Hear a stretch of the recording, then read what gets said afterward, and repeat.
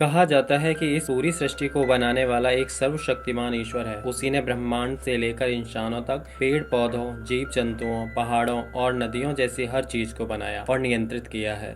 लेकिन जरा सोचिए, अगर यही ईश्वर अपनी बोरियत दूर करने के लिए इंसानों के साथ खिलवाड़ करने लगे और उन्हें जानबूझकर मुसीबतों में डालकर उनका मनोरंजन लेने लगे तो क्या होगा। कहानी की शुरुआत एक छोटी सी दुनिया से होती है, जहाँ अभी पाषाण युग का दौर चल रहा है। यहाँ हमें कुछ आदि मानव दिखाई देते हैं जो जंगलों और पेड़ पौधों के बीच अपना जीवन बिता रहे हैं। आसपास कई तरह के जानवर भी मौजूद हैं। इसके बाद हमें इस दुनिया के रचयिता यानी ईश्वर को दिखाया जाता है। वह अपने हाथ में एक किताब लेकर बैठे हुए हैं और ऐसा लगता है जैसे उनकी मेज पर रखी इस किताब के जरिए पूरी धरती उनके नियंत्रण में है। असल में यह दुनिया हमारी धरती का एक ही प्रतीक है। तभी ईश्वर का सेवक उनसे पूछता है कि उन्हें यह किताब कैसी लग रही है। इस पर ईश्वर जवाब देते हैं कि यह किताब उन्हें ज्यादा प्रभावित नहीं कर रही। हालांकि इसमें एक चीज ऐसी है जिसने उनका ध्यान खींचा है और वह है ब्लैक होल बनने की प्रक्रिया। ईश्वर सोचते हैं क्यों ना एक ब्लैक होल बनाकर देखा जाए। वह किताब का दूसरा पन्ना पलटते हैं और उसे थोड़ा नीचा करके धरती की तरफ देखते हैं।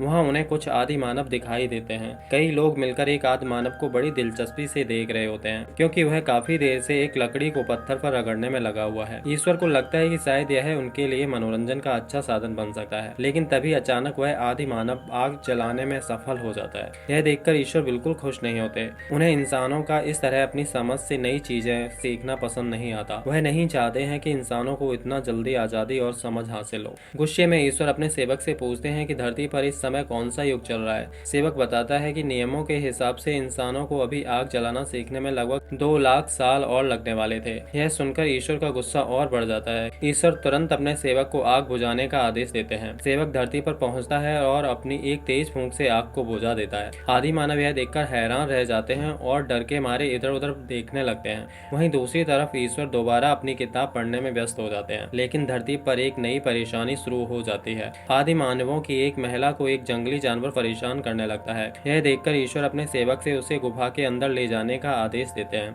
सेवक जमीन की ओर हाथ फैलाता है और अचानक वहाँ मौजूद हाथियों का एक बड़ा झुंड उस आदि मानव की तरफ दौड़ने लगता है। सभी लोग डर जाते हैं और अपनी जान बचाने के लिए भागकर गुफा में छिप जाते हैं। कुछ समय बाद जब खतरा टल जाता है तो वो फिर से बाहर निकलकर खुले मैदान में आ जाते हैं। इस बार सभी लोग बारिश लाने के लिए एक तरह का अनुष्ठान और नृत्य करने लगते हैं। ईश्वर यह देखकर हैरान होते हैं और सेवक से पूछते हैं कि ये लोग आखिर ऐसा क्यों कर रहे हैं। सेवक ध्यान से देखने के बाद बताता है कि वह एक जरूरी बात बताना भूल गया था। धरती पर काफी लंबे समय से बारिश नहीं हुई है। इसी वजह से चारों तरफ सूखा पड़ गया है और इंसानों के साथ साथ पेड़ पौधे और जानवर भी मरने लगे हैं। यह सुनते ही ईश्वर तुरंत धरती पर बारिश करने की अनुमति दे देते हैं। सेवक धरती पर पानी बरसाता है और कई सालों के बाद बारिश होते ही आदि मानवों के बीच खुशी की लहर दौड़ पड़ती है। सभी लोग आसमान की तरफ हाथ उठाकर खुशी से नाचने लगते हैं। ईश्वर ऊपर से यह पूरा नजारा देखकर हंस रहे होते हैं। उन्हें इंसानों का इस तरह बारिश देखकर खुश होना भी मनोरंजक लगता है। इसलिए वह अपने सेवक से बारिश को थोड़ा और बढ़ाने के लिए कहते हैं। लेकिन बारिश रुकने के बाद ईश्वर फिर से अपनी किताब उठाते हैं और अपने सेवक को धरती पर एक भयानक वायरस फैलाने का आदेश दे देते हैं। ईश्वर का यह अचानक बदला हुआ फैसला देखकर सेवक भी हैरान रह जाता है। कुछ देर पहले तक वह इंसानों की खुशियां देखकर खुद भी खुश हो रहे थे, लेकिन अब उसे मजबूर होकर ईश्वर की आज्ञा का पालन करना पड़ता है। सेवक एक पुराने डिब्बे से वायरस निकालता है और उसे धरती पर फैला देता है। इसके बाद इंसान एक एक करके बीमार पड़ने लगते हैं और चारों तरफ अफरा तफरी मच जाती है। ईश्वर कुछ समय तक इंसानों की परेशानी को देखते हैं और फिर आराम से अपनी किताब पढ़ने लगते हैं। समय तेजी से गुजरता है और अब कहानी हमें आदि मानवों के युगों से निकलकर आधुनिक लंदन में ले जाती है। कई साल बीत चुके हैं और इंसान काफी ज्यादा विकसित हो चुके हैं। अब उनके पास आधुनिक तकनीक और बड़ी बड़ी इमारतें हैं। तभी सेवक ईश्वर के लिए एक खास शराब की बोतल लेकर आता है। इसके साथ वह एक ऐसी किताब भी लाता है जिसमें अलग अलग चीजों को बनाने और इस्तेमाल करने की जानकारी दी गई है। लेकिन तभी ईश्वर की नजर लंदन की एक बेहद ऊंची इमारत पर पड़ती है। सेवक उन्हें बताता है कि वह शहर की सबसे ऊंची इमारतों में से एक है। ईश्वर उस इमारत को ध्यान से देखते हैं और फिर अपने सेवक से कहते हैं कि वह वहां आग लगा दे। ईश्वर सिर्फ यह देखना चाहते हैं कि आग लगने के बाद इंसान किस तरह प्रतिक्रिया देते हैं। सेवक अपनी जेब से माचिस की डिब्बी निकालता है वह एक तीली जलाकर इमारत की तरफ फेंक देता है और देखते ही देखते वहां आग फैलने लगती है। लोग अपनी जान बचाने के लिए इमारत की छत की ओर भागने लगते हैं। शहर में अफरा तफरी मच जाती है। फायर ब्रिगेड, पुलिस, एम्बुलेंस की गाड़ियां लोगों को बचाने के लिए मौके पर पहुंचने लगते हैं।